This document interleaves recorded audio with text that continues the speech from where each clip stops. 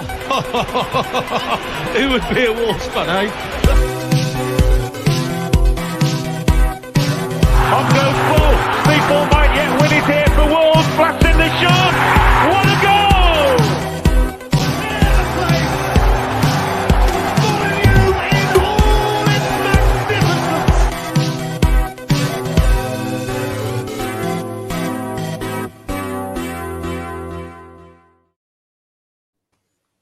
Hello and welcome everyone to today's episode of Wolves Fancast, part of the 90min Football Network. Joining me to talk about football, Wolves, and everything in between, I've got Jafo. Evening. I've got Adam. You all right? And we've got a special guest joining us tonight. It's none other than Alex Lowe. I was going to say, who's that? You're asking. For anyone who doesn't know the name of the actor, you might be familiar with, I guess, the most notable character known for is Clinton Baptiste from Phoenix Knights. Yeah, hello. Nice to be here. I was going to say, first of all, I was going to say, because no doubt over the course of the next hour, we'll kind of pick and ask a few questions about your career and stuff like that. Specifically on Wolves and in general, a couple of questions we like to ask all people who come on for the first time. Yeah. So it's two main questions I've got to ask. One, who's your favourite Wolves player ever, apart from Steve Wall? Because most, I appreciate a lot of people's is. So apart from Bully, who's your favourite player? A few controversially, I know he's not the most glamorous, but I do like someone who really tries hard. You know, I think the fans like that. You know, someone who you can see absolutely giving it all. And he wasn't the most skillful. Stephen Hunt is probably one of my favourites. Oh. Also for that goal he scored against Blackburn, which was just great. And I mean, what I've noticed when if you see Stephen Hunt now, he's completely white-haired, isn't he? You know, it wasn't that long ago he's playing.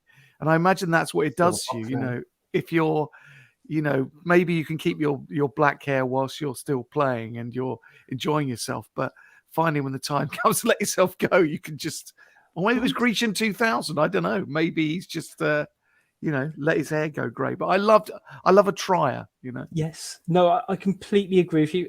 An idea I had for a show that will probably never happen. It's like your most stereotypical Wolves 11. So not the best 11 or the most Wolves players, but who are like, what you define as like a stereotypical Wolves player.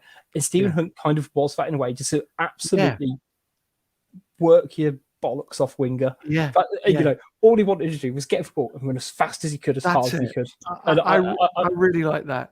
Jack Price as well was a bit, wasn't he? Yes. A friend of the Fancast, I think we could say. Do you reckon? Oh, okay. Oh, well done, Jack. I was going to say, we by the fact I say we've interviewed him twice and he follows us on Twitter. So I think that classes us as friends. I mean, the other thing you always hear from, I don't know, where do you hear it? In the programme, where you hear it roundabout or on Twitter or whatever, is about Dave Edwards, never the fans' favourite. The amount of goals he got us. Yeah. And, you know, just because he's kind of I know I've seen him advertising his testimonial on here or whatever it is. So I'm going to be careful what I say, but just because he's a nice bloke and he's not a kind of Diego Costa style, you know, I've got to be very careful. Don't want to libel him, but you know, brutal kind of guy doesn't mean that he wasn't, you know, hugely beneficial for Wolves. No, exactly. Completely agree. My other question, and this is probably, I guess, a bit more of a divisive one, is tomato ketchup. Do you keep it in the fridge or in the cupboard? Great question. Brilliant question. Thank you. I'm afraid I do keep it in the fridge. I don't necessarily like it extra cold, but it's only a question because our kitchen is so kind of cluttered all the time. I've got to, you know, put it somewhere. So there's literally, I often think about my house. There's not one square inch which is not covered with some crap, bills or newspaper or something. So I think if I see it out, it would always go in the fridge. Yeah. See, I've been I nearly thought then for a second, Alex, you're going to say there's not one square inch in my house that's not covered by red sauce. I thought, well, you were going with that. No, I mean, it's such a bloody mess, my house. Honestly, it's embarrassing. My wife just had a friend over just now, and I thought, oh my God. And she said that she had some friends over not long ago, which really upset me. This actually, sorry about this. It's nothing to do with football, but and my wife, she had kind of cooked some food, and this is typical of us. She came in and caught one of her friends kind of wincing at the other one about our crockery. And say like it's shit, we've got a load of tat, and I sometimes look at our cutlery and stuff and think, where did that come from? I mean, it's like sort of, junior school, set of implements. We're just not interested. We're not sufficiently interested. We haven't got a bathroom mirror because we had the bathroom done and couldn't be bothered to get round to getting some sort of bathroom cabinet. The whole house. This is interesting for everyone, isn't it? Anyway, all I'm saying. I live in a shithole. I was going to say, don't worry about it not being about football. Big shout out to everyone who's tuned in live on YouTube, of course. They've just tuned out. Yeah. Oh no, multiple people are just giving me their answers of whether they're fridge or cupboard, which is fantastic. Great. So, shout out to Ethan and Matt who are Team Fridge, and also. Big shout out to Martin, who I think listens every week. He said sod for football this week. Whether that's because of the game or because of the guests. Because of the guests. It's usually other reasons why we don't need to talk about the game. And it's a real shame, isn't it? Because it felt like we turned this massive corner under Lopetegui, and whether it was today's result, yesterday's result, even all kind of some of the results that happened yesterday with the likes of Southampton, Everton winning, Forest getting a point, it all of a sudden seems like the perspective slightly changed around Wolves, which is a bit of a shame. But we will talk about the game briefly because it did happen, and I fancy a little bit of a moan occasionally. Starting lineups. Now, I'm still on the fence because hindsight's a wonderful thing, but Pricey, would you have loved to have seen Gomez start, especially after the last minute win against Southampton? Tough one, isn't it? Because they've openly said he's going through a bit of a bedding in process, which I get, I fully, completely understand. New country, new style of football, yada yada yada. But after that impact last week, he would have definitely been up for a shout to get a starting position. And I think, to be honest, like you say, the fans really want to see him. Because we seem to have this thing at the minute where Moutinho is the most advanced of those three. And I'm not sure if that's the right way for us to be playing at the minute. I mean, I would prefer, Gomez is the pit bull, isn't he? So he's not going to particularly play that position either. But I think there was definitely a shout for him to be in the starting 11. And then, we can already see straight away, he loves a yellow card. When he came on, didn't take him long, did it, to get one of them yellow cards in the bank straight away. But yeah, I mean, after the two good games that we had against Liverpool and Saints, I guess you couldn't argue for too much change, but I don't know what you guys think, but Lopetegui seems to have like a bit of a horses for courses approach sometimes. You can like tinker with the team just a little bit as each game comes. Hence why Adama got a start as well. But yeah, I mean, I wasn't that surprised when in the lineup, to be honest. I was quite happy with what we got. So to be honest, I didn't really have that much of a moan. But there's plenty more to moan at, of course. But I didn't have much to moan about for the starting lineup. Yeah, I think I wouldn't necessarily call it a moan because we'll talk about Wolves, I guess, striker situation, the fact that they've managed to not score in nearly a year later on. But Alex, I'm curious to see what you think. I guess more as a football / Wolves in general. Now, with that front three, there's no real kind of out and out number 9. How does that sit with you? Are you a bit of a traditionalist like me that you like a centre point? I really do, yeah. I really do. And from what I gather, I've got my godson's brother is just signed for Tottenham. He's like their most expensive under 18, Will Lancashire, who's just had an operation. But anyway, he is a very dear family friend. I've seen him since he's a little lad. And from what I gather, there is a slightly more of a move in English football for that out and out striker. target man sort of thing. And I would like to see that. And it would look on paper like we might have that. Costa, Jimenez, etc. But I don't know why that's not happening. Partly due to the service of Traore, who, according to my lad Aidan, I missed the game yesterday because I had to go and do a gig in Blackpool. Lucky me. But my son Aidan, who was there, said that Traore wasn't too bad, actually. But, when I was listening on the radio, it was all about Traore, battling, doing his bustling runs, knocking everyone out the way and having no end products. But my lad disagreed. I think, if they had a bit more service, then one of those guys might score. But, yeah, I would like to see an out-and-out scoring number 9, which is what we used to have in Jimenez before he smashed his head, of course. But, it's amazing none of those lot can score. You'll get me onto my pet hate, and I know this is going to divide everyone. Diego Costa should be doing that in some way. I suppose he can only, as I say, do, what he's able to with the service he gets. But he looks like one of the criticisms was that Bournemouth just looked more hungry than Wolves and wanted it more. And he, of course, he's desperate to score, but he doesn't. I just think he's taking the paycheck. I think he can't believe that someone at his time of life in his career wants to pay him money. And that was evident in the fact against Chelsea, going around waving to the fans like it's, the coronation or something, in a big gold coach. It's like, no, mate, you're playing for us. Do something for us. So that's quite a lot to say about the subject. But yeah, I just would like to see one of those guys score. And yes, I would. It would look like on paper we've got those guys who can score. I remember joking.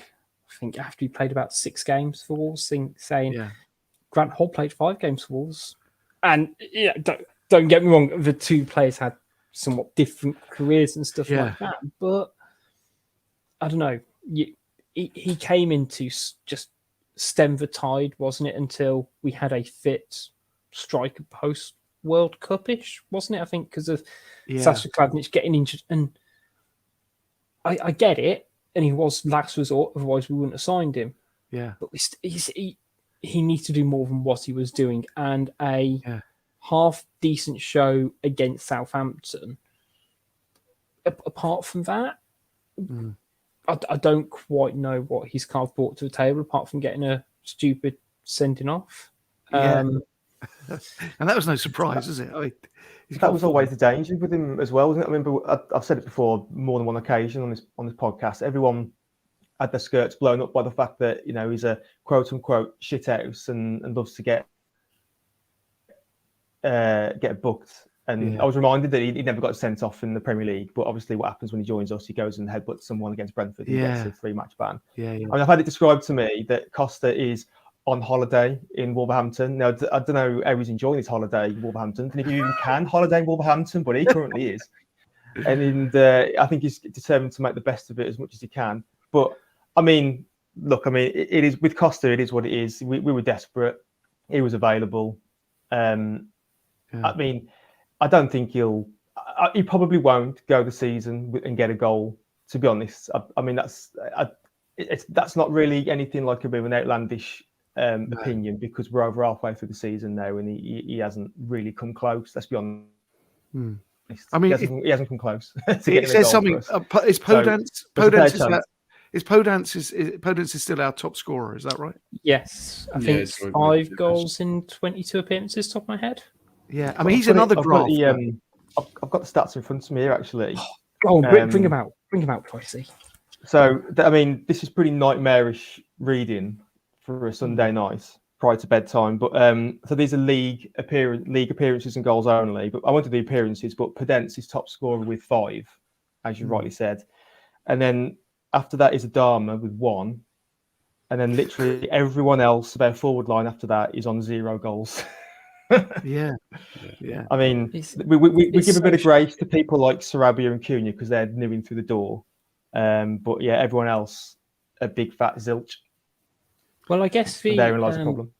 Yeah, I think the big stat doing the rounds in the last 24 hours following the game is Wolves strikers have managed to go 346 days, I believe it is now, without scoring a goal. The last time a Wolves striker scored in the Premier League was against Watford on the 10th of March, which I think was Raul Jimenez, and I think it's the third goal, where he sort of knocked it over Foster.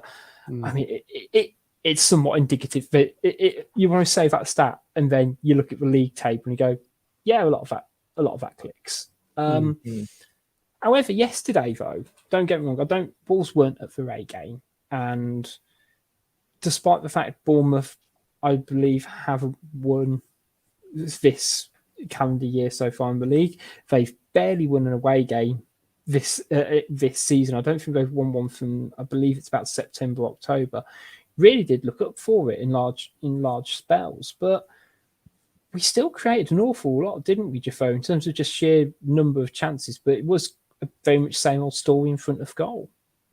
Yeah, I mean, it's one of those when I think we're suffering from kind of, okay, we were getting half chances yesterday, but like we say, we haven't really been a very attacking team up until probably lately. So it's probably our decision making in the final third, and with that like last ball or that, taking the shot from the right position, hasn't been the correct decision, or it's been rushed. And that's what I've seen with it, is that we've kind of have been taking the wrong decision. I mean, if you look at the spread if you're watching on YouTube, I mean, you can see it. If you see the spread of where the shots are all coming from, there's not much there within the width of the goal. Everything's either coming from outside the post or outside the box. So we're not really putting ourselves in a position where we're targeting the goalkeeper, and to have a 1.16 XG from 15 shots is pretty poor, considering the position that we found ourselves probably in the first 30 minutes of that game.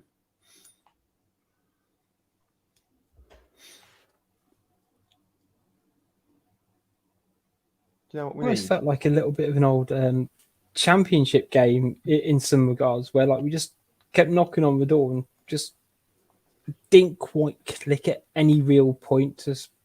I know that pretty much most of the other games in the Lopetegui, I've kind of had that winning mentality going into it so far. Or like even against Southampton, like that second half, you had that momentum and sort of that feeling, hang on, we could do something here. Can I just say about the momentum, right? It is really difficult to pick up any sort of momentum if another team, and I use the word advisedly, cheat. That, I mean, my lad got in touch with me, he said it was so frustrating, the sort of rolling around, really seriously injured. And Radio 5 Live described it as that. The Wolves fans and players really frustrated that what looked like career-threatening injuries soon has the player up and running around. It is my pet hate. And people call it gamesmanship, and the other thing of taking forever to do goal kicks and all that. It's not gamesmanship, it's cheating. And I don't think Wolves do it as much as other people, honestly. I mean, I watched, what's his name? Judah. What's his name? Nathan Judah. Yes. I saw him saying, well, Wolves are guilty as well. I don't think they are. I've seen Wolves a lot, and I don't think they take their time like some people.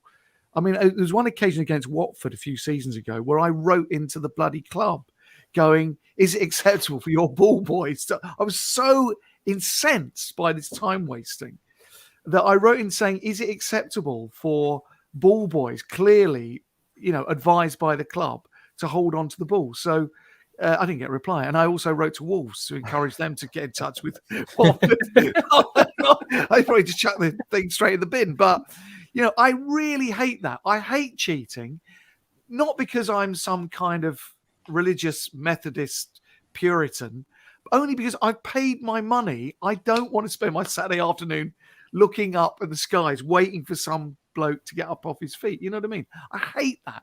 It ruins the sport.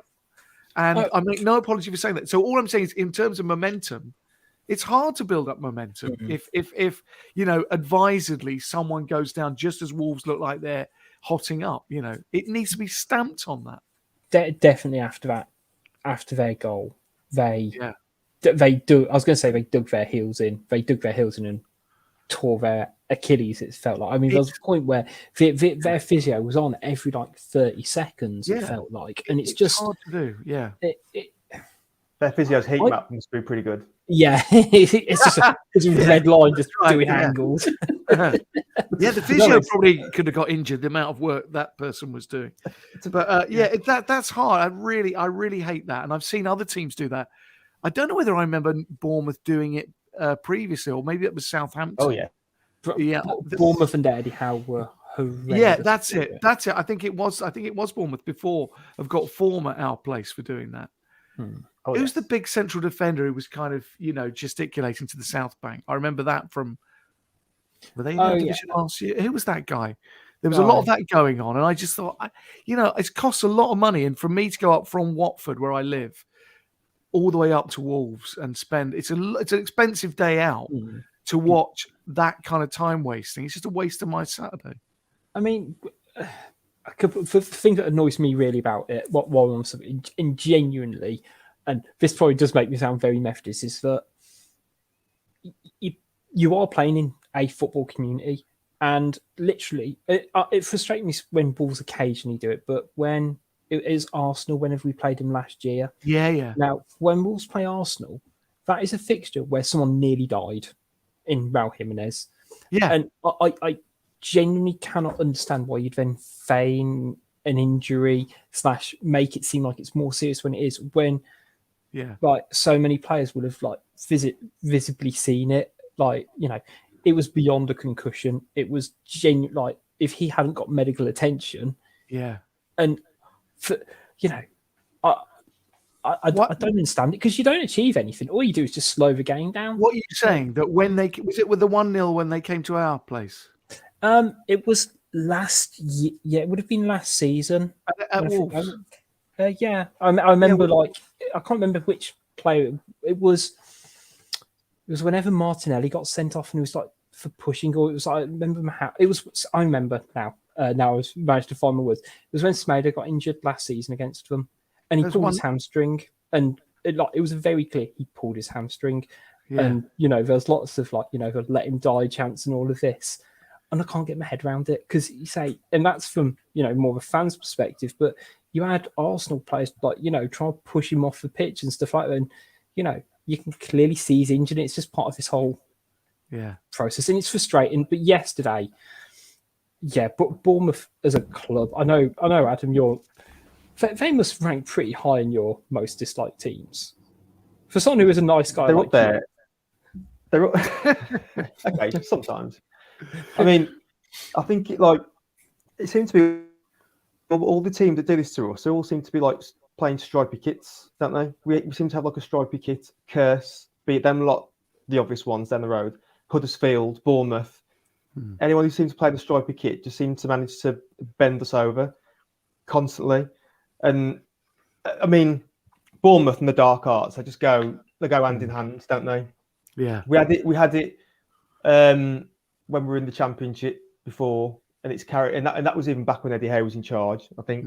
And it's carrying on now, even when Howe's no longer there, but the curse remains and the dark arts remain. Yeah. I mean, you got I think Billing, Abig's Billing, Billing's their midfield shithouse, and he's going down all the time. Yeah, the physios, the step count is off the chart. The physios, because they're on and off all the time, off the pitch. I mean, I can't really say I'm surprised, especially when you, Rich, given the stats earlier. Bournemouth winless in 7 or odd games or something, and we're going into the game high on confidence. So it's typical Wolves and then typical Bournemouth that we just we smack down that confidence. No more confidence for you. Smack that down, and then that game effectively just brought us crashing down to earth. I mean, we'll probably get into it now in a minute, but I mean that game was, for me, that game yesterday was beige. It was so beige. The colour beige was saying it was too beige. It was just. Yeah. There's just lots of play. I just put the stats up there, 60, at least 2/3 of possession, and we literally had nothing to show for it. Essentially, we had a couple of shots on target. I mean, we got 4 there. The stats show. I can only remember Sarabia and Neves shots on target. I can't remember the other two. We just seem to just, as we usually do, kind of fall apart when we get to the final third. We don't have that player that bagsman. Well, I call it the bagsman to finish it off, really. But yeah, it's just we shouldn't be surprised because it's Wolves, but in the same time, it still doesn't make it that bit disheartening. The fact that we were picking up, and then we've just given ourselves a bit of a dose of reality to say, actually, don't get yourself carried away because the team's still not where we want it to be. We're still not as good as we should be. Why aren't we scoring? Why?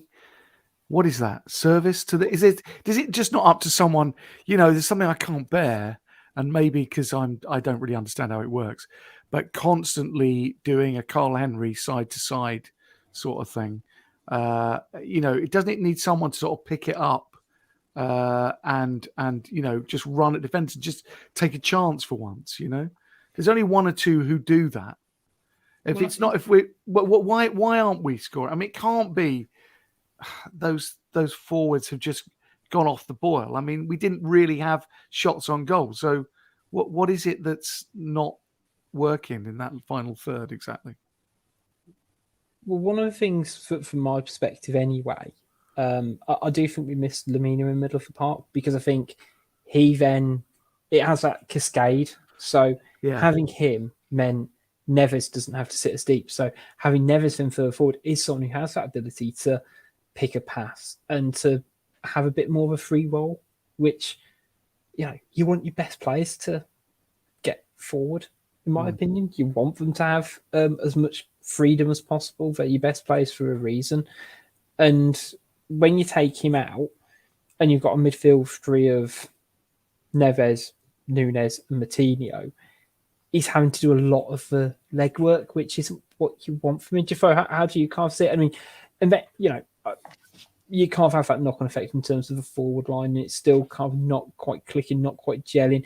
When you've got Adama, he's very one-dimensional, and you've got two us up front who are quite dynamic, but they need somebody in the middle of them, in my opinion. Yeah, I mean, you said it pretty much there. I think Adama is very one-dimensional. I sort of had it out with Dan yesterday, talking about it in WhatsApp and stuff, about talking about Adama and his qualities and, well, his lack of qualities in some areas. But I think we're very self-harming in that regard, that we when we start with Adama, or, we have players like this who are in the team, we kind of try and force it. So we're forcing everything goes down the right, everything goes down the right. Nothing really came down the left yesterday in the first half. Hugo Bueno might as well have not been on the pitch. The one time he got forward, he put that fantastic cross in, and we had a decent chance. But we're very self-deprecating and damage ourselves.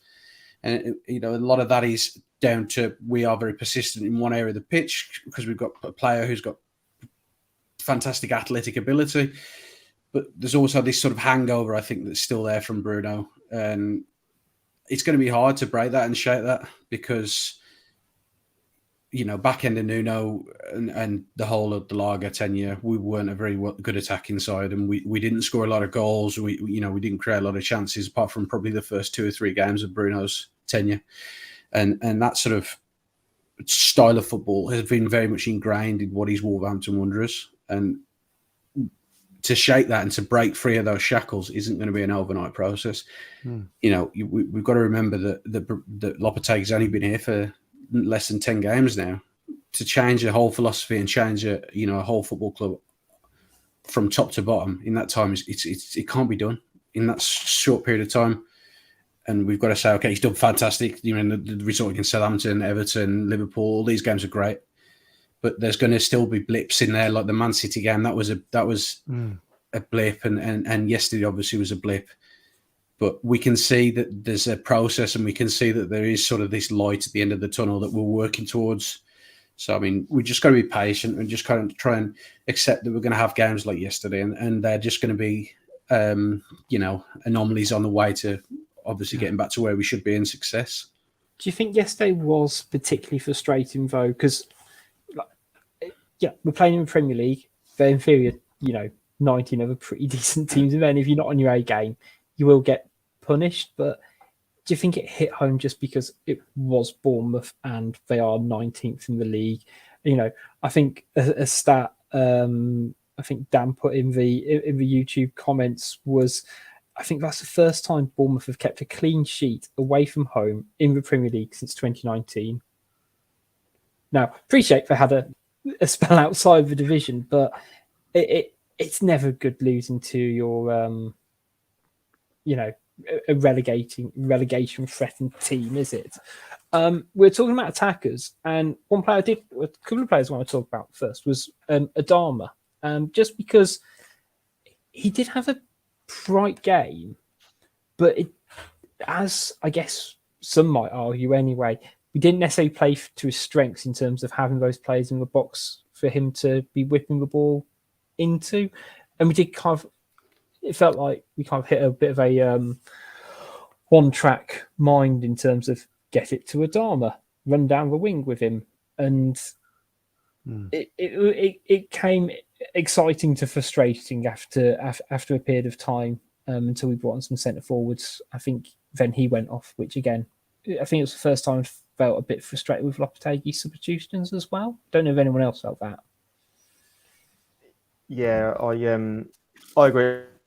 I mean, I'm trying to think actually of a player that's been as divisive as Adama in recent times, because everyone's got a view, and normally quite a strong view about Adama. You know, you either think he's massively overrated, useless, banjoing the ball into Rose Ed every time, or you think, you know, it's the old cliche, there's a player in there somewhere, and you know, it's just a case of who can put the pieces together, etc., etc. Yesterday was actually one of his much better games for us for quite a while, and again, you know, a lot of people seem to think that his limit is an impact sub and that's it. And I think yesterday kind of proved that he's more than just an impact sub. Yeah, he does. You can start him. He can be a driving force for us in games.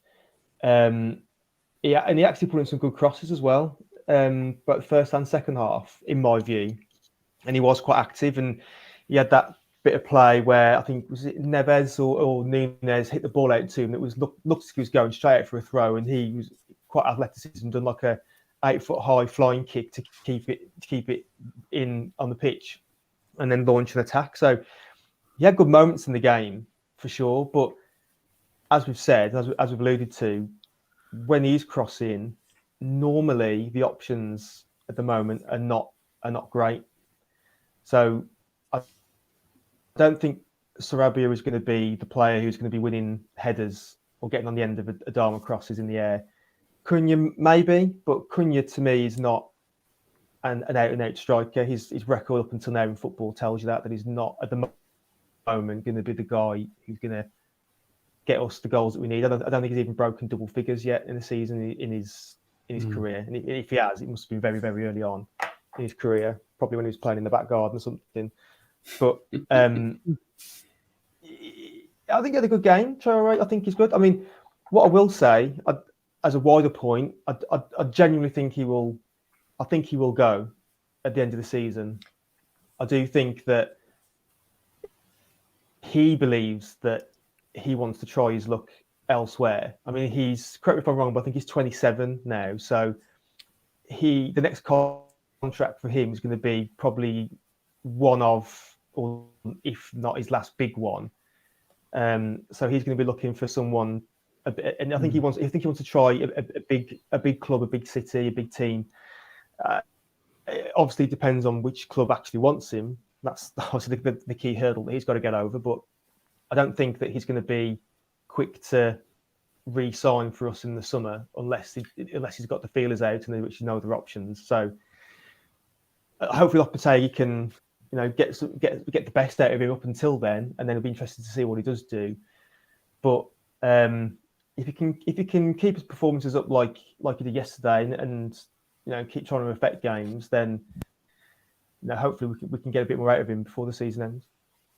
Well, I was going to say, I was curious to speak a little bit more about Adama, because the other bit of, I guess, news breaking about him that Wolves apparently offered him less money than he rejected 2 years ago in his contract, which I think is an interesting tactic, and I guess how they have a new back office regime with Matt Hobbs, no relation, unfortunately, and some of the others view him. Alex, what are your sorts of thoughts on Dom? Because as Pricey said, he splits opinion. So you can't give a you're either going to be completely right or completely wrong. Right. Well, I mean, I've got to say that I really like him for the simple reason that I've been watching football for about 45 years now. And it's it's a bit stupid for me to come on a podcast like this, only because I really don't understand too much in terms of tactics. My son just says to me, that's page one all the time. And very often, what's the matter? What have you dropped? I just dropped something on the floor. Okay. And what tends to happen is when I go to football, I'm literally watching the ball like this. I like the heroes, the villains. I like the kind of controversies. I like the ball screaming across the area, someone ploughing in, hitting the post, bouncing off the keeper. I like all the kind of dramatic stuff. So for me, contracts aside, interesting tactical play about Adama, what he wants to do with his career, what he's going to be offered. I can even excuse the finished product going up into row Z, but I like to be thrilled, And when he gets hold of the ball and the South Bank and everyone is willing him on, that's a great Saturday afternoon for me. I don't necessarily want to see it tippy-tappied into the net. I want to see someone bursting forward, getting the adrenaline going. So I can kind of excuse a lot just because it's exciting to watch. And, you sort of do get thrilled. Think you see him warming up and think, okay, look, let's throw him on and see what we can do. I think just because, someone puts himself out there and he's a big guy and he's prepared to take people on, you're always going to face a lot of criticism just because tall poppy syndrome, is that the expression? The tallest always attracts good or bad publicity. So, yeah, it's really frustrating at times, but I can sort of excuse that for the simple reason that he is a spectacle and he's exciting to watch. And that's nothing, I wouldn't last 5 minutes on any, analysis on match of the day. It's purely how it gets me feeling on a Saturday. No, and there's nothing wrong with that. But would you offer him a new contract that puts him in line with? No, I'd boot the fucker out. No, I'm kidding. No, I would. I definitely. That said, I want him out. Yeah. I love him. I love him that much. I wouldn't piss on him if he was on fire. No, I tell you what. No, I do not. Yeah, I would. But I mean, didn't he go to Barcelona and then they didn't fancy him? What was that business? Yeah, pretty much. Yes. Yeah, I mean. That's why his price has gone down. Yeah, it's a struggle for him. Like I think, like we say, is like he is this, exciting footballer, very dynamic, very, like you say, he's very much edge of the seat, gets you off your feet. Yeah. But for where we are as a football club, and especially where Barcelona are as a football club, it just doesn't. He doesn't fit it. It doesn't. He's not like flexible enough in the way that he plays. He's not quite, technically like, if you put him against Lionel Messi, him against. Yeah. There's just no comparison in terms of like a footballing ability, yeah. And they need to have this sort of like ability to be flexible and to you wouldn't see Adama go over to the left wing, for example. Like yesterday, what they could have done was if they put him over to the left, then they could have varied the play a little bit. But he doesn't have this sort of flexibility to do that. He doesn't have the nerves to say, okay, if I go on the left, I can cut inside and do this, or I can go around the outside and use my left foot. He hasn't got that. He's, as you said, Pricey earlier, very one-dimensional. And that's kind of where he suffers. And I think he needs to find his sort of like mould. So the club that he's been linked with continuously, Napoli, is quite good for him because they've traditionally had these players who are very one-dimensional. Jose Callahans, the Georgian guy there. Now he's very one-dimensional with it being playing on the left. Osherman's a very, we talked about it earlier, very much like a number 9. You want a club where he's going to play to his strengths and get the most from him. And just sadly that Wolves just ain't that at the moment. you know, he doesn't fit in with the Netos, the Pedences, and the Sarabias of this world that we've got at the club. And him being this sort of like black sheep amongst the group, it's difficult for him, and I do feel for him in that regard. But you know, enough is enough, and let him leave in the summer. And I think that the contract that they've offered him probably sort of shows that they're probably on the same sort of wavelength, offering him less money that they offered him before. Do you know what I think? That what the smoke or some Wolves fans' fear is with Adama is that he does go, and whoever he goes to next, it clicks for him, and it all the pieces, the jigsaw suddenly just comes together for him, and he turns into the player which we hoped he would have been for last 5 years. I suppose if the anti-Adama brigade would point to the facts and saying, okay, we've had him for 5 years now. Over the course of that 5 years, how much of a run of good form, good performances have we got out of Adama? And you probably have everyone pointing to second season, the Nuno Europa League, when him and Jimenez. Try saying that after a few. And when Adama and Jimenez got put together like a good partnership, didn't they? But you know, if you're going to be quite critical or realistic about it, you would then point and say, well, what else? Tell me what else has he done? I mean, as a pure headline, you look at his goals and assists, and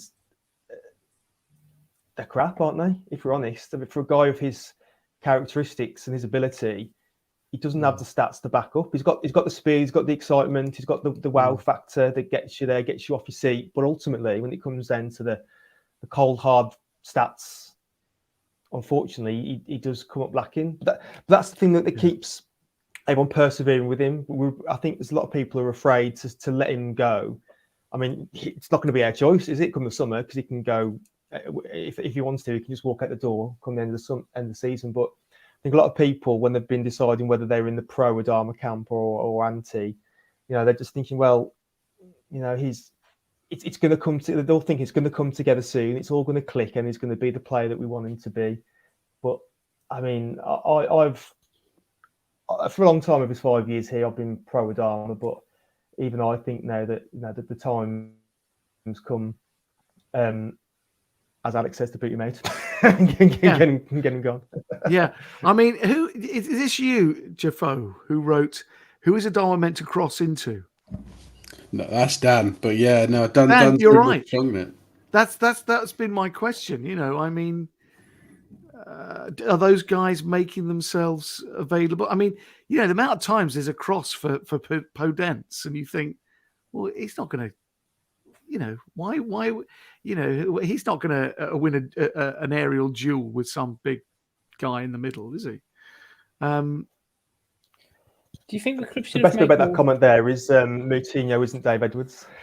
Yes. Say that again. You cut out. So the best bit about that comment there was the bit saying Moutinho isn't Dave Edwards. I was just thinking that. Do you think the club should have made more of an effort then? Because at the time we signed him for 18 million, which was a healthy transfer fee, and still is now. Don't get me wrong, but we signed him the year we got promoted, and he was already a player who didn't necessarily fit the style of play we were playing, and wasn't an automatic first choice. And he's managed 5 seasons, technically 4.5. You exclude that bit with Barca, and we've never necessarily always wanted to play to his strengths. And I'm not saying he would do better, I don't know, at prime Burnley under Sean Dyche, where they are very much 2 wide players and big players in the, you know, tall strikers in the middle with likes of Ashley Barnes and whatever. But if you've got a player and he's not going to fit the system, cut him loose. Get a player who will fit the system. And it almost felt like we've kept him around because he is so unique. He almost that roll of a dice, you know, that 1 in 6 chance, or well, technically it's more 1 in 10 when you look at his actual figures. He does something, and it's and you need that variety, but he's so varied to everybody else. In fact, I don't know. It would be really fascinating to do like a proper like retrospective on his Wolves career. And I completely get what Price is saying in terms of, he is 27. Is there going to be a point it clicks? And it feels like the club over what is now 3 permanent managers anyway under him, have been reticent to let him go in case it does somehow all click. And I don't ever quite know. I don't know what situation that will be right from Jaffo's maybe right, maybe playing abroad in a league where actually they might be even less used to a player of his strengths in terms of how direct and aggressive he can be on the ball. Except, let's be fair, what's the main criticism? Is that when he gets in that position, he slices it wide of the post. I mean, no amount of training, no amount of system, foreign or domestic, can legislate for someone who shits himself when he gets in the box, just whacks it into the crowd. I mean, that's nothing to do with, you have the greatest manager in the world. It's something to do with, maybe it's to do with his mental, I don't know, maybe he just can't shoot. There's just some, that's partly the problem. But there's been times when he's shown he has that calmness in front of goal. And the thing that frustrates me is like the main, I guess, memories or whatever, or the main kind of highlights of his Wolves career was that goal he scored against West Ham on his debut. Yes. It was, it was in the first season. His goals against Man City. And he got, there was another one as well, I want to say against Crystal Palace. Man City as well, where we won 4-3. Yeah. 4-3 3-2. Yeah. 3-2. Yeah. But like they were all him bursting past the last man because he's the fastest player in the league. Yeah. And it frustrates the life out of me when you see him on the halfway line. You don't want him that, keep him up from corners. And I know Gully or people who are far more tactically minded than me say he's actually pretty good defensively from a corner because he's got a great leap. And, for those at the game yesterday, you'll have seen his, his acrobatic first touch to capture the ball off Nunes, which was impressive. Don't get me wrong, but I don't know. It's such a tricky dilemma. But at the end of the day, Wolves sense of a scapegoat. And, he's filled into that gap. And I was going to say, the question is, who will be the next scapegoat? Because we like to think negatively. But a player who seems to have got a little bit of criticism following yesterday's game, and I thought he started brightly and then dropped off, was Sarabia. I know, Jaffo, you were a big fan of him when he signed. And I know. I mean, I'm interested to sort of hear your thoughts on how he's kind of settled into a Wolves shirt, because he's not necessarily lit the world light in the same way other people who have signed in a January transfer window have. No, I think he's been pretty good. I know people are saying, I know Dan especially has been saying like, okay, he's done one good thing. He did the ball over the top for Hwang to force the own goal. But in theory, I mean, you look at the way he plays in the spaces that he occupies. He's done a lot of things that people wouldn't do. He's playing off the left. He comes across. He's in front of the near post. He makes the run across the defender to have a shot on target yesterday. Okay, he went wide of the goal and there was no chance he was going to score, but he's doing something different. He offers something, and that's what I was talking about earlier when I was saying about Adama. He hasn't got this flexibility. He hasn't got this ability to do something a little bit different, just to change up the game, just to bring in something slightly, unique or change the pace of the game. And that's what Sarabia has got. Sarabia has got an ability to do something different, unique, something that you wouldn't expect. Whereas Adama, he does the same thing every time. He tries and beats you around the outside. And that's what I like about him. And I know people are going to be divisive on him because they expect him to come in and do well. And people are going to irk back to, Trincao and Guedes and people like that who've come in and supposedly good footballers who've not performed and not done good things. But you can see there are things in there. You could see. And when the club's bought somebody for £5 million who's in the prime of his career, I mean, so it's pretty good business. And even if it doesn't work, it's £5 million in today's market. That's nothing. That's nothing. And I think people need to just just back up and think, actually, this is a low risk, potentially very high reward investment in a footballer. Yeah.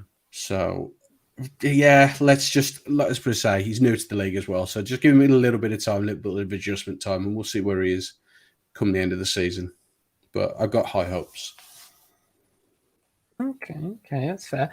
I mean, Pricey, I guess the other player who, again, came in January was Mateus Cunha, and he's looked bright, he's looked lively, but we're still not necessarily seeing that goal threat. And as you mentioned earlier, never really offered it, but the club somewhat seem persistent that he will be the answer in front of goal. And I think, would you say, and this is a big football cliche, I appreciate, he's got the price tag hanging over him?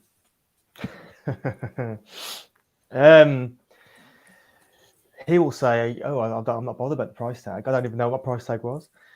But I think for us, he's not a number 9 in the old-fashioned sense. I think he looks and plays more like the old support striker. I'm loath to make a comparison like this, but he's like the Andy Keogh sort of support striker. I don't know, even saying that out loud, I actually think if we signed a £40 million Andy Keogh, but maybe strike that from the minutes of the podcast. I was going to say, because who'd be the Stephen Ward in that scenario? What, the one who we ended up turning into a left back? Yeah, at the same time. I mean, he's obviously, he looks like a well likable player in the dressing room. He's an upgrade on what we had before. Do I think that he's going to score a lot of goals for us? No, as I said before, it's not necessarily, not based on the current structure and players around him. I'm not sure. I don't know. That's the one thing that we seem to be really missing. Well, one of the things we seem to be missing in this team at the minute is a goal scorer. And I think some fans may think that he has been bought for that purpose. And I don't think he has been bought for that purpose. But because we spent a lot in January, and obviously I think we're going to look at it again in the summer and then make our move then, hopefully when we're still in the league, then that's when we will get a named striker. Once like the Jimenez's go and Costa's go and everyone else of it, then we'll bring in our desired players. But I don't think there's anything wrong with what Cunha's doing too much. I mean, he's obviously a good player. I just don't think he's fitting in with the role that we necessarily need right now. I don't think he's certainly not like scapegoat territory or anything like that. But I think some people may have had different aspirations for him. Like he should be the guy who's been, getting the goals for us. But and as Dan put in the comments earlier, that there is an element of poor service with that as well. Because it's not like Cunha's getting multiple chances per game. That is true. You can't really deny that. He isn't getting great service, but he also doesn't strike me as a sort of footballer who will be deadly and finish off half the chance that comes his way. I'd like to be proven wrong. I mean, he's only had like 6 league games and a few cup games, so maybe he's also one of these that's still bedding in. But at the moment, I don't really see him being a massive goal scorer in this team until that changes in the summer. No, I think there's still changes to come with this unit, and at least we can see a bit of a pathway forward, I guess, to a certain degree in terms of the signings that they're making and what they're looking to do. Even if, I mean, for me, it's still very much about survival, isn't it? For next 4 months or 3 months left of the season, because that result does slightly still drag us into it. There's still plenty of football left to go. Don't get me wrong. But isn't it true we've got some really tough matches coming up at the end of the season? So it's better to get it sorted now. Yes, we really will be at the business. I believe end. In our last 3 games, we played Man United and Arsenal, top of my head. Yeah, so 2 of the last 3. I mean, even in terms of the fixtures coming up, Alex, we play Fulham Friday night, but then it's followed by Liverpool, Spurs, Newcastle, and Leeds. So all of a sudden, if you go on paper, I mean, Fulham got a smash and grab win at the weekend. That's not going to be an easy game. They've had a cracking season. Liverpool, they are up and down at the moment at best, but same as Spurs. But still, Wolves will need to be on their A game. Newcastle again, 4th in the league at the moment, and we've in my opinion, we very much got to hope that yesterday was a blip in terms of what we're doing, because I don't know, when you look at the league table now, we're 15th in, I guess on paper you go, what, if Wolves finish 15th this season, I don't think many fans would complain considering the start, but it's still so congested that between us in 15th and West Ham in 18th, it's only a 3-point difference. And for the goal difference varies between the teams depending on, who got pumped by Liverpool, basically. But that win, do I think we necessarily deserve to win against Bournemouth? No. But that's dragged them right into, out of the relegation zone as well. And it's worrying, especially when you sort of see a couple of teams who have put a couple of results together, like Everton. Literally 2 back-to-back wins. Was it for Everton technically? It's still there's still a lot of football. There's a lot of football left to play. I mean, Jafo, how are you kind of feeling looking at the league table with 15 games to go? I mean, I look at it from a highly positive perspective. When we come back from the World Cup, we were rock bottom. We were in the same position Southampton is now. We're 5 points out of Southampton. I think we just need to look at it from like that sort of perspective and say, okay, we've done a great result. We've got some great wins, but we've got wins from games. We've got performances from games that we didn't expect it. So I know Liverpool are having a bad season, but the manner in which we beat Liverpool and we got those 3 points was not expected. So, I mean, we're going to go into these games. There's going to be, I don't like the term free hit, but there's going to be sort of no fear, especially around Newcastle and Spurs, as Dan's put in the comments, because Spurs are the most hit and miss team in the league. They are either red hot or they are freezing cold. There is nothing in between with them. And Newcastle, they struggle from the same issue that the likes of us and West Ham are struggling with. They can't find a goal scorer at the moment. Just they can defend really well. So if they get one goal, they're invariably going to win 1-0 because just the way that they're playing and the performances that they're putting in. So I don't think there's too much to be worried about in terms of where we are and moving forward. We're going to pick up wins. We've shown that, and we're going to move forward. And I think we're in a very good position to stay in the league. I think compared to where we were pre-Lopetegui, and now we're in a much healthier position. We're in a much better football position going forward. So nothing's really changed. The status quo is still the same. I still think we've got enough to stay up. We just need to keep battling now and not get sucked into a losing rut as well, as what Dan said as well. He says the same thing. We don't want to get sucked into losing games. But I think that the guys who were there, the management team who were there, Lopetegui and so on, I think that they won't allow this to happen.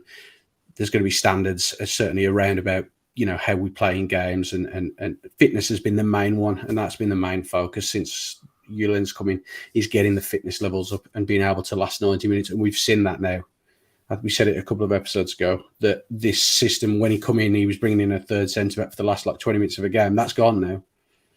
The players are fit enough to do 90 minutes. So that mentality should be there and it's a building process. So I'm confident, and I think Lopetegui, perfect man to pull us out of this. I love that. Brilliant. Positivity. Really good. It's a shame because I can't top it. That's it. I hate when people sum it up nice. It's I guess it's the old journalism thing about not killing the headline. And yeah, you're right. We're in a much better position than I think a lot of other teams down there. And I don't know. I mean, Alex, for you, where are you sort of on are you very much in the Jafo camp of it's going to be fine? We've got all the tools in place at the moment. without kind of worrying too much about the dreaded R word. The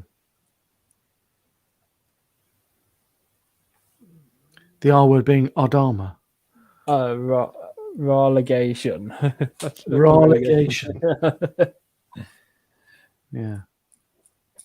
I'm not worried about us going down, to be honest. I mean, I'm the same as Defoe. I think that we've got enough in the locker to stay up, and then we'll it'll all change in the summer. But I'm confident. I know we're not scoring many goals, and that's one of our downfalls. But I think we've got enough to see us through. We've got enough quality throughout the squad, and then it'll be all change in the summer. We should be quite exciting.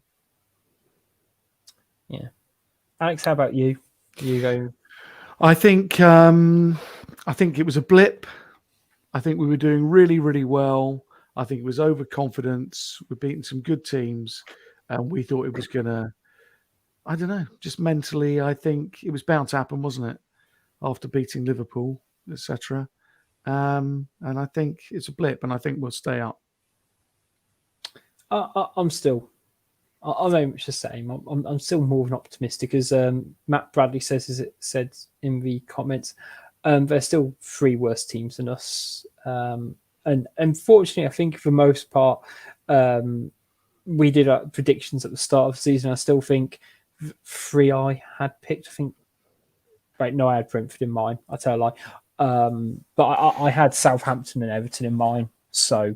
There's still a chance, and I still think there's still a couple of poor teams in there. You know, even Southampton after that win yesterday against Chelsea, they looked really bad against us, and you know, you kind of got to hope it carries on in a way. Quickly looking ahead to the next bout of games. I mean, you're right, Defoe. There are a couple of games where we've got a bit of no fear in there, but. Again, I'm still kind of fairly confident with it all at the moment. Before we wrap up, because we have hit the hour mark, and just while I kind of ask Alex a couple of questions, mate. How many times in a week does somebody come up to you and say, "I'm thinking of a number"? That normally people come up to you and say, "Use the N word, the nonce word." Yeah, I was going to say, do I skip the pretext? Which is a hell of a catchphrase to have attached to you. It's the most appalling catchphrase. And I mean, I did this gig last night at the Winter Gardens in Blackpool. Massive crowd. It was like a magic convention. And at the end of it, I sort of came off. And the amount of people who want me to look into their iPhones and call their mate a nonce. And I always think, God, I really hope this is meant as a joke, because I don't want to be responsible for, I mean, it is the ultimate insult. It doesn't get any worse than that. And so, Alex, can you say it to our mate Stu, please? Stu, hang on, wait 2 seconds. Yeah, go for it. Stu, spirit coming through very, very strongly. He said, "I'm getting the word." Nonce. Don't shoot the message. I'm only telling you what the Wolves fan cast told me. I don't want anything to do with that. Bloody take it up with them. See, you'd have to pay. I was going to say that'll be £500. I was going to say I feel like I'm going to have to. Can you pre-backdate a cameo fee? Yeah, God, I don't care. Just send it. Yeah, so I mean that is a funny thing that I do have to do for people, and I often wonder whether it's always meant in jest or whether it's some poor unsuspecting sod who gets that on their phone. I mean, I was going to say, hopefully there's some level of endearment, because Phoenix Night does have such a... Yeah, it does. It really does. It's amazing. I was only in it for 2 minutes. It's quite extraordinary.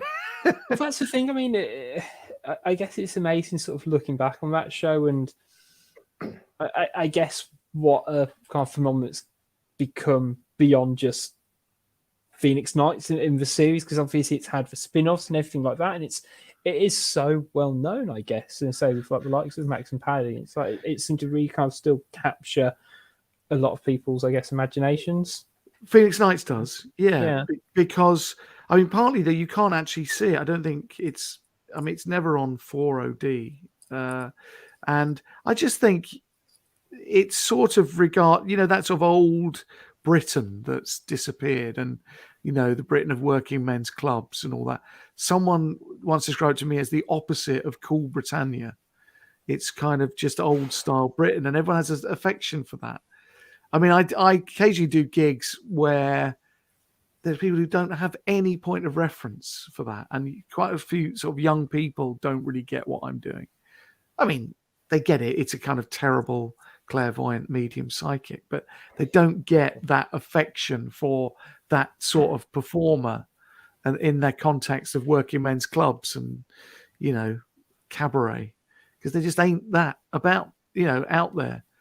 No, it's definitely not sort of viewed in the same fashion. Like, a pub near me, they'll have, and it's kind of almost the same as like when you have like tribute bands and stuff like that, and you'd still kind of still get clairvoyant.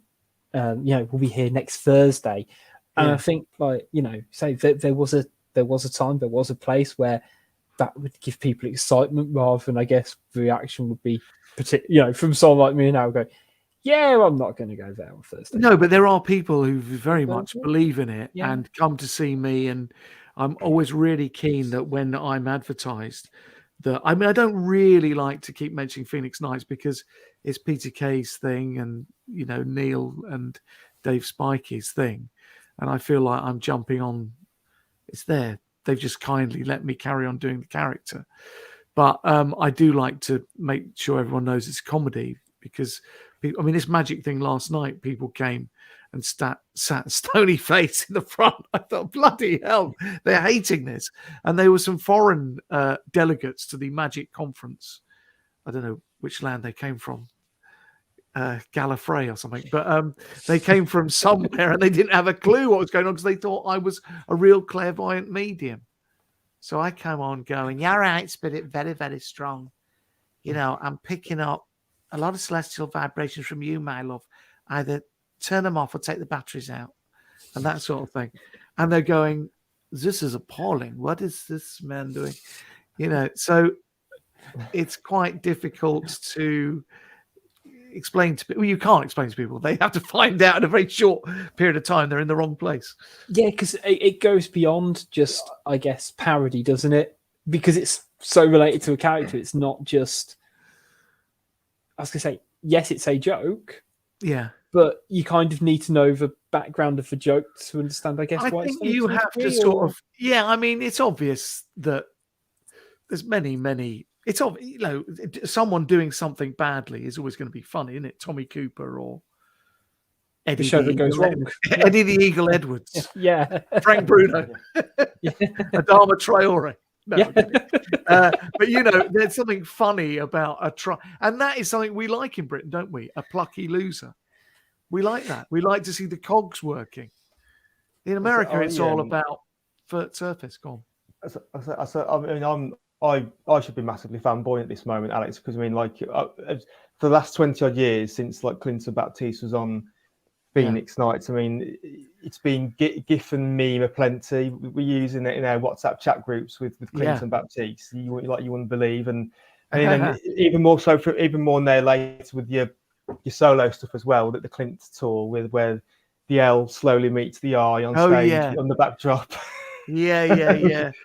That's right. Well, those it was just brilliant stuff, and well, we did a tour. Yeah, just for anyone who doesn't know, we did a tour, and I had these big sort of Elvis style red glittery letters behind, and as Adam says, if you push the L and the I together accidentally on purpose during the show, it spells something else out.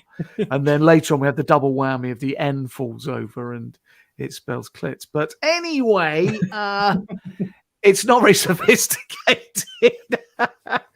So that's the joke that keeps giving, And then, you mentioned obviously as well. You've got your something coming up in May as well, haven't you? Oh yes. Thank you for teeing me up. The Cleveland Arms. Graham Turner was there the other day, and they often have Wolves legends there. Please come along. I think it's the 11th of May. I'm virtually certain. and it's in aid of the Good Shepherd. You know, Good Shepherd who help the homeless in Wolves. It's run by my friend John Price, who also runs Dingles AWE. He's the administrator on Facebook. He's one of the faces in Wolves. And, what's lovely is, coming from down here in Watford, I've made friends, over the years with some people in Wolvo, John and Glenn Gandy and all these guys I see around Wolves.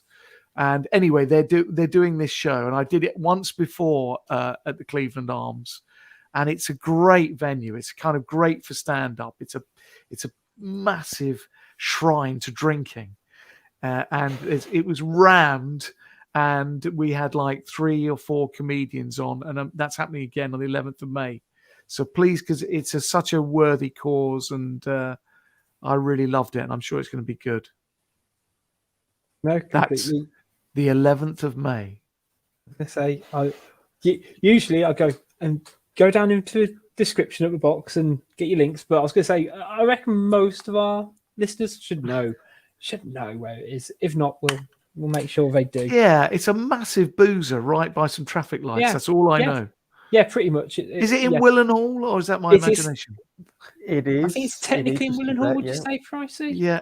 It's on the Willen Hall Road, I'd call it. Mitchell's Lane, isn't it? Up by Mitchell's Lane on Willen Hall. I mean, you can't see. They're just where am I pointing for those YouTube people. They've got 2 photos here. One's Mick McCarthy and Terry Connor. And the other one is Danny Barth, Ryan Bennett, Barry Douglas, and John Ruddy. They're all from the Cleveland Arms, and they've done meet and greets there, and they're always great nights. It's always like nothing they can repeat publicly, but for one night only in the Cleveland Arms, when everyone's had a few, they'll tell you some stories. Yeah, really good. I really liked it. And when I was there last, they gave me a framed. Oh God, what's his bloody name? Who's that young Portuguese who played for us? You. Yeah, I know. There's a few of them. Jota? No, not him. I know him. I wish he was still with us. Who's the guy, curly hair, who's failed to set the world? Fabio. Yeah, so I got a really lovely third strip signed by him in a frame. It's fantastic. But quite apart from that, I did it for free out of the goodness of my heart. But they did give me that as well, which helped. Amazing. We're going to wrap it up there for the show, ladies and gents, because otherwise we could probably talk for another 2 hours. Yes. But we'll just have to get you back on. Talk about. I feel like I'm a disaster. I don't really know what I'm talking about. Anyone could tell that. But it's fine. Somehow people still tune in every week for us. I'm just a massive fan. I love coming. I absolutely love it. I love everything about it. And I was a big QPR fan when I was young.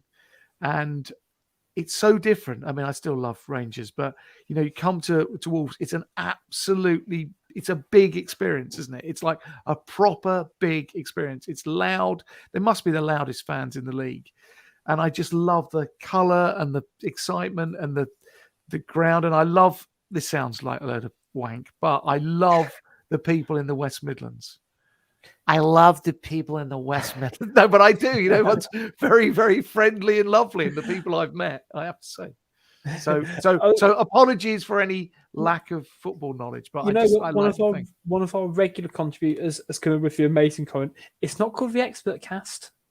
No. Quite right. That's not what we're here for. No. As I say, you mentioned. I like how I'm doing wrapping up stuff. I'm going. No, I'm just going to bring it back in now because I get to press the end broadcast button. Yes. You mentioned QPR fan as well. Yeah. What kind of, I guess, kindled your love of Wolves then? Wolves. Basically, I stuck a picture of Sylvan Ebanks Blake scoring against Rangers. And I think it was that guy we used to have, QPR had, they used to, Gawks. And he's got a bandage round his head, bleeding. And Ebanks Blake is just about to score. And it was the most fantastic picture. And the colours of the blue and white hoops and the old gold, it just was a great shot. And I stuck it on the fridge. And my son, who was 7, Aidan, went for the bloody wrong ones because he's a little awkward little bastard. And now I'm a season ticket holder at Molineux, you know. And so he often says to me now, well, it's too late now. And his mum did that thing. Going, wasn't it lovely? He's got his own thing. I was like, no, you don't understand. That's it now. But we've been season ticket holders for 10 years or whatever it is. And absolutely love it. We wouldn't change it for the world, you know, although it takes a long time to get there and back. Oh, no, I know the feeling. I was going to say you and Adrian are definitely more than welcome to come back on. Okay, anytime. Thank you. I was going to say, I will wrap it up okay, now, guys, because it's a school day tomorrow. Come on. Exactly. But big thank you to everyone who's joined us on YouTube and listened back as a podcast. We'll be back at some point this week to preview the Fulham game, but make sure you keep up to date with all things Fancast at Wolves Fancast on Twitter, Facebook, Instagram, and YouTube for all your Wolves lols and trolls. And as always, big thanks to 90 Min Football Network as well. Until next time, big thank you to Alex. Thank you. Thanks to Jafo. Peace out, Wolves fans. Thanks to Pricey. Keep smiling, guys. Catch you later. And big thanks from me. We'll see you next time.